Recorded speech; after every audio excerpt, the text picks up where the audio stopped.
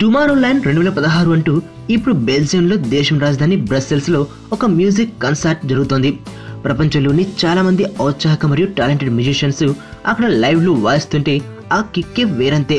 ఈ music concert కు టాలీవుడ్ నుంచి కూడా అటెండర్స్ ఉండబోతున్నారు. అవును, ఆల్రెడీ గత వారం నుంచి యూరోప్ లో హాలిడే ఎంజాయ్ చేస్తున్న కుర్ర హీరో నితిన్, డిజైనర్ నీరజ కోనా తదితరులు అక్కడే ఉన్నారు. వీరందరూ బ్రస్సెల్స్ చేరుకునే లోపు ఇక్కడి నుంచి సమంత, రకుల్, రెజినా వంటి భామలు కూడా అక్కడ అడుగు పెట్టేశారు.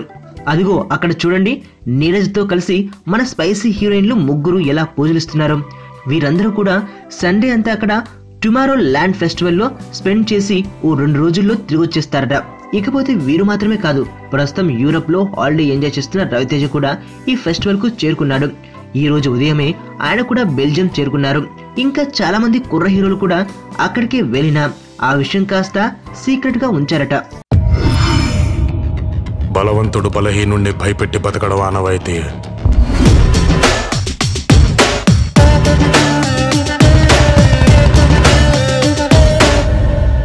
But for a change